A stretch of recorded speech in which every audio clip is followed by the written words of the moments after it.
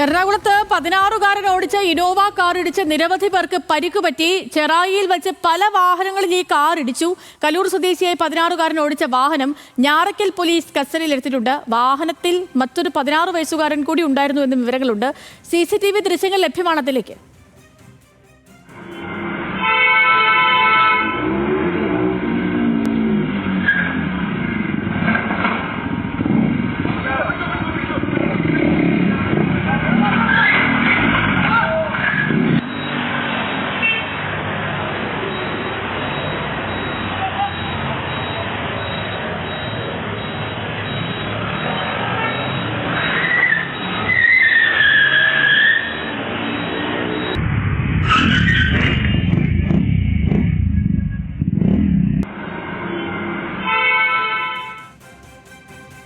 സഹിൻ ആൻസറിന്റെ വിവരങ്ങൾ അവരുണ്ട്. സഹിൻ, ഇത്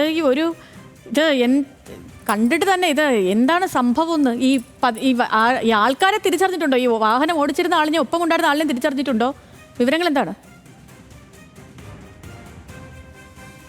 ഈ കുട്ടികളുടെ പേരും വിവരങ്ങളൊക്കെ നമ്മുടെ അടുത്തുണ്ട്. പക്ഷെ 16 വയസ്സായ കുട്ടികളായതുകൊണ്ടാണ് നമ്മളിപ്പോൾ പേര് വിവരങ്ങളൊന്നും പറയാതിരിക്കുന്നത്. ചില നിയമപരമായ ചില പ്രശ്നങ്ങളൊക്കെ ഉള്ളതുകൊണ്ടാണ് ഈ കുട്ടികളുടെ പേര് പറയാത്തത്. രണ്ടുപേരും 16 വയസ്സുള്ള കുട്ടികളായിരുന്നു. പിതാവിൻ്റെ വാഹനവും എടുത്ത് കലൂർ മുതൽ വൈപ്പിൻ ചെറായി വരെ പോയി എന്നുള്ളതാണ്. ഏറെക്കുറെ ഒരു 15-20 കിലോമീറ്റർ ദൂരത്തിൽ ഇവർ സഞ്ചരിച്ചു എന്നുള്ളതാണ്. ആ പോകുന്ന വഴിയെല്ലാം മറ്റു വാഹനങ്ങളെ തട്ടിത്തെറിപ്പിച്ചിട്ടുണ്ട്, ആളുകളെ ഇടിപ്പിച്ചിട്ടുണ്ട്. ഈ കുട്ടികളുടെ വാഹനം ഞാറക്കൽ പോലീസ് കസ്റ്റഡിയിലെടുത്തു.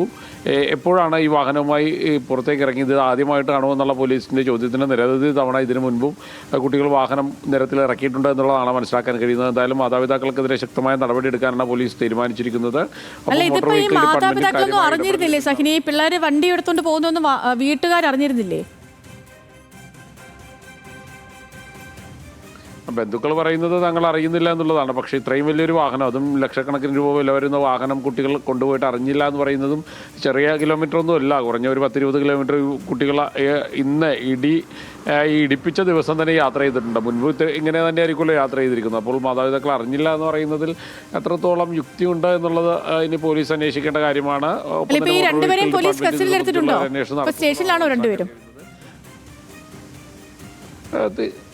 തീർച്ചയായിട്ടും രണ്ടുപേരും കസ്റ്റഡിയിലുണ്ട്, പോലീസിൻ്റെ കസ്റ്റഡിയിലുണ്ട്. പക്ഷേ ചെറിയ കുട്ടികളാണ്. അതുകൊണ്ട് തന്നെ ചില നിയമപരമായ ചില പരിമിതികളൊക്കെ പോലീസിനുണ്ട്.